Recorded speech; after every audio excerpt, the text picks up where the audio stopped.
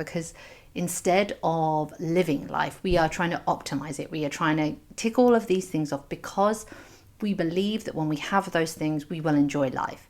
And it's so backwards, right? Welcome to Almost Grown Up, the podcast where we figure out life one creative detour at a time. Hi, I'm your host Lucy, a writer, creator, and your creative companion. And around here, we believe play and wonder aren't just for kids. In fact, they're the tools we use to navigate life's big questions, rediscover joy, and find our way when we realize the map we're on isn't our map. So join me every week as we explore growing up through stories, creative inspiration, and one giant permission slip to create our own beautiful and occasionally messy life. Welcome to the Blanket Fort. Hey team, welcome back to the Blanket Fort. So today it is a big one. Play versus productivity. Yeah, we are talking all about this idea that play is silly and frivolous and how it sits opposite the concept of productivity, which, let's face it, is one of the things that is kind of huge in our culture. It is one of those themes that is driven everywhere. And thankfully, we're past the time of like productivity hacks, but I think we all still feel that pressure to be productive most of the time. And play is often put up as the opposite of being productive, right? It is silly, it is frivolous, it is a waste of time, it is the extra, it is the nice to have, it is the when I have time thing. And actually what I want to argue today is no, play helps us be productive. Play is the tool to help us be more productive and hopefully to enjoy it whilst we're doing it. So that is what we're going to dive into today. Let's get started. Productivity has been one of those things that actually right now has been a bit of a preoccupation for me. I all of a sudden have way less free time in my life and still a list of things that I would like to do or things that I think I should do, or we can question what is on that list later, but there's a list of things and a very limited amount of time in which to do them. So productivity has become kind of important to me in a way before that maybe it was always important because I wanted to achieve things and tick things off a list. But now it feels like, oh gosh, if I don't do this productively, I'm not going to get to do it at all. And that can feel like a lot of pressure. And recently I read an article, Creativity Makes Time.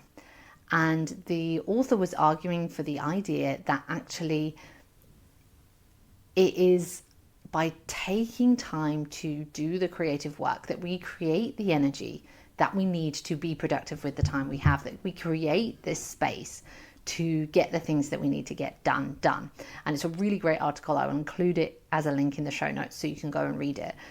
But when I read that, it started to make me think so much more about how play can be applied here and to set myself a rule.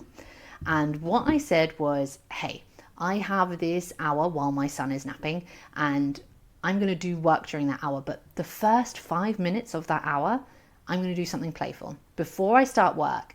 And it feels, I tell you, oh my gosh, like the first day I was like, cool, great, yay, this is a great concept. I'm all about play and playing. The second day when I was like, no, but I really need to get this thing done, it felt stressful because I knew that time was really limited. Like there was no flex on it. And it felt difficult, but I made myself set the timer for 5 minutes and just do some doodling. And the 5 minutes went quickly, obviously, but pleasurably and playfully. And what I found when I came out the other side of it was that I was like in a good mood. I felt more relaxed. I didn't feel as rushed. And that created this different approach to the work that I then did. And I think that is one of the gifts of play, is that when we give ourselves permission to step into a different way of being, we give ourselves a different perspective and a different energetic rhythm. And sometimes that can be going and doing a dance party before a difficult meeting to show ourselves how strong we are, to show ourselves how inventive we are and creative we are and how much fun we have and get any nerves or anxiety out of our body. Like a dance party is a great way to do that. So if you have anything like that coming up, I would thoroughly recommend using that type of energy shift, that type of playful movement to help you. But even just the 5 minutes doodling for me gave me that energetic shift. And I think this is one of the ways in which play can help us be productive, because it sets us up for success. It sets us up into the mindset that we need to accomplish the thing that we are doing, to think broadly if we need to think broadly, to create energy if we need to create energy, to create different ideas, or to go in confidently. It's priming ourselves to be able to be productive. And I think that idea of just taking the 5 minutes, which can feel really painful, but once I had the good experience of it, when I not wanted to do it and I'd done it, it then became much easier to say, hey, no, like, I'm going to do this and keep doing it. And don't get me wrong, like, I have at least once a week, I have that battle with myself of like, no, I don't really have time today. I'm just going to do this next thing on my list first, because it's going to feel really good to take that thing off my list. And when I skip the play, I often find I get into this list ticking momentum, not into being in the task that I'm doing. So I think that's the next thing that play does for us, is it gives us the chance to be present with what we're actually doing and think about what that task or job requires of us, rather than rushing to tick it off the list, actually just focusing on the core elements and getting them done. And often that helps us get it done quicker. Play also creates momentum, right? Play is like the start. So when you have that blank sheet of paper, which I talked about a couple of episodes ago, that fear of like the blank page, that actually what we can do in that space is just play around a little bit. Like, we just use one blank sheet of paper to doodle or to write, like, I don't know what I'm doing a million times, or I know what I'm doing and I'm just going to figure it out in the moment, or this is magic. I'm going to find an answer right here, right now. Look, magic. Whatever we want to write, like complete rubbish like that. But we put something on the page, right? We get over that first draft page, blank page fear. And quite often that is a great way, just write a paragraph of gobbledygook when you're about to go and start writing something, or even just before you write an email, write a paragraph of gobbledygook somewhere else and then go write your email. I wouldn't advise writing the gobbledygook in the email, because there is a chance that you might send it to the person, or you might fear that you send it to the person, and that type of anxiety is just not worthwhile. So go write your gobbledygook somewhere else, and then you're in a space to write, because you've been writing, your body is writing, you've created momentum around that writing. And I think this act of play as the starter, as the thing that helps us create momentum, it's like you've got to imagine the playful act tips that boulder down the hill.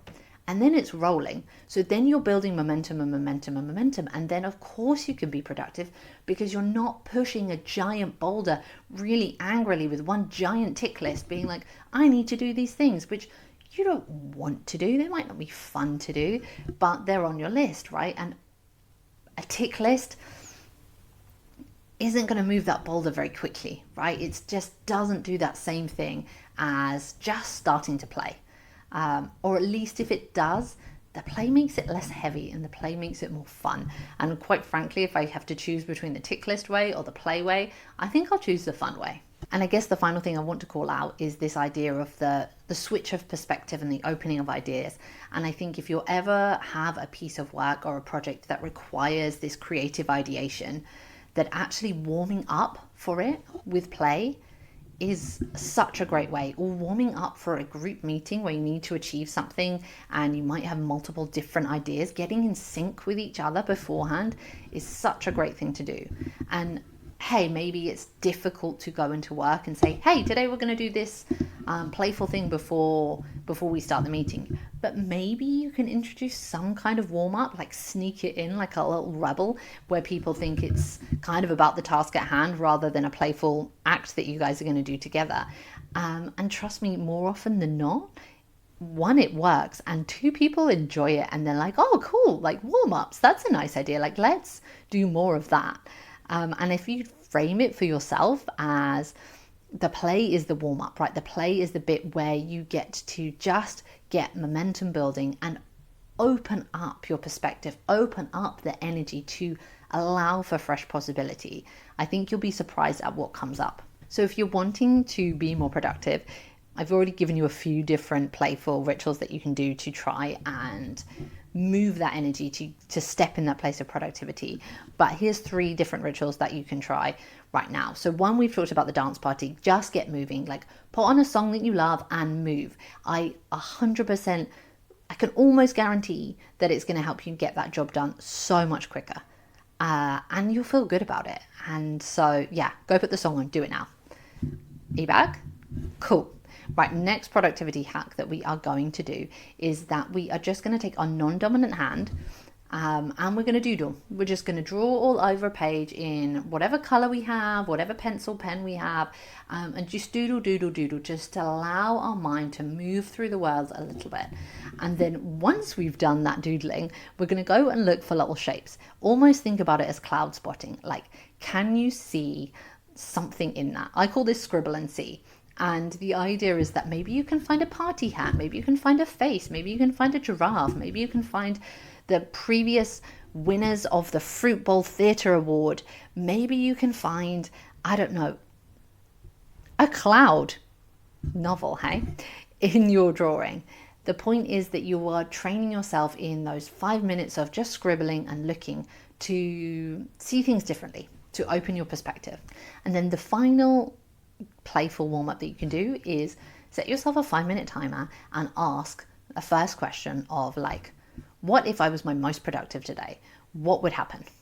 And just ask, okay, what if, and see what little answers, what little nuggets come up of the playing the what if game or something about something, and make it really ridiculous. The whole point of this game is to be silly. So what if I was my most productive today?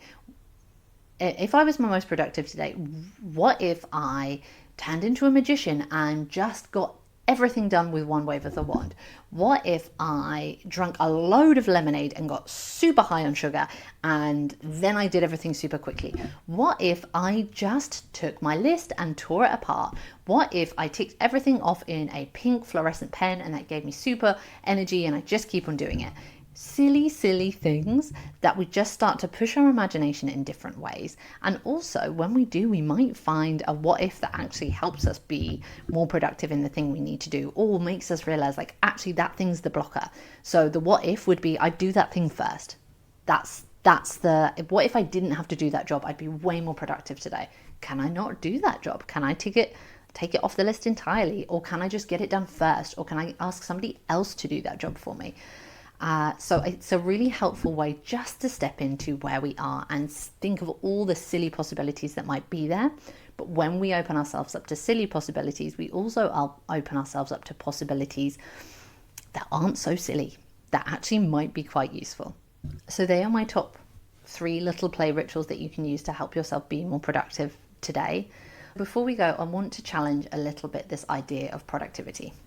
Because yes, I've spoken about how play is actually a really useful way to be productive rather than an opposite of it. What I want to think about for a moment is, if we are doing all of these things productively, if we are creating this extra time because we've been super productive, what are we doing with that time, that extra time? Because I think most of us are adding something else onto our jobs list. So yes, play can make us more productive, but should productivity really be the goal? And I think it's really easy to get caught into this cycle of doing things and achieving things and moving forward. But often we get caught in that kind of roller coaster, I guess, of these highs of achievement that are swept away really quickly as we start to work on the next thing. Because instead of living life, we are trying to optimize it. We are trying to tick all of these things off because we believe that when we have those things, we will enjoy life. And it's so backwards, right? It's like the list for the things to do is like, enjoy life. And we're so busy ticking that list off to try and enjoy life that we're not in the moment enjoying life. And so, yes, we can search for more productivity into ways to make use of our time more, but it's all in service a lot of the time to this idea of enjoying the experience. And that is where play and wonder really help us out. So yes, we can use play to be more productive, but shall we not try and use play and wonder as well to help us be in the present moment, to just pause from that thing that we are doing to be productive and see how we feel, and to spot a plane going past in the sky, or to see a couple holding hands on the street, or to hear a child squealing with delight, or to just enjoy that lovely drink that we've just created for ourselves, that beautiful cup of tea or coffee that we're going to sit down and have while we do our work, or the fact that this song, we love this song, let's just enjoy this song. Those moments, that's the living. And the more we can step away from the optimization and just step into the living part, I think that's where we find the pleasure. That's where we find the enjoyment, the goodness that we're often seeking through the productivity. And I also think when we pause to look up every now and then, when we pause to take ourselves out of that when we take ourselves out of that to-do list frenzy, we get a chance to check in and see if we're going on the right course. Like, are we going the way we want to? Are we putting our time productively into building things that are important to us in life? Or are we just being productive for somebody else, or for an old idea that no longer really serves us, or for an idea that isn't even ours? And I often think, I wonder if I'd been less heads down, focus on being productive, if perhaps I wouldn't have ended up creating so much of a life that looked good and didn't feel good, because I would have been aware a bit more of what I was doing. And hey, I think you learn the lessons you learn as you go with all of these things. And being in the moment is sometimes uncomfortable because it doesn't always feel great. Life isn't always one joyous, happy ride, right? But life is the present, right? The living is happening now. And if we spend so much of our time optimizing that we miss out on living, it just feels like we got it all backwards. So I guess my last call out to you today would be to challenge that any extra time you create needs to go to productivity, and to maybe think about using that extra time you create to add more pauses into your day, to add more moments where you get to look and see the dragonfly that I've just seen fly past, which if I wasn't paying attention, I definitely wouldn't have seen. And you could argue I should be paying fully attention to talking to you right now. And maybe I should, but I can't help but spot this dragonfly because it's there and it's beautiful and it's a gift, and I think we can all let ourselves have more of those moments where we just pause and look, or feel, or dance, or taste, or just be in the moment that we're in for what it is, and know that that is a part of living, and soak that up. Hopefully we can soak up these moments that are pleasurable and joyful and fun and feel connected. And I think the more we practice that in every moment, then we start to spend more of our life living it. And I think that's what helps us feel good at the end of it all. So I would love to hear what you think. What playful acts are you using to be more productive? If you've got something that you're like, I really am struggling with this thing and I need a playful ritual around it, or a way to kind of get momentum, let me know. We can ideate on it together. Leave me a comment or send me a direct message. That would be great. I'd love to hear from you. And if you can, just think about how you're just going to turn a little bit of that productivity back into time for yourself, back into time to be present, back into time to live. So have a wonderful week. I look forward to being back with you soon.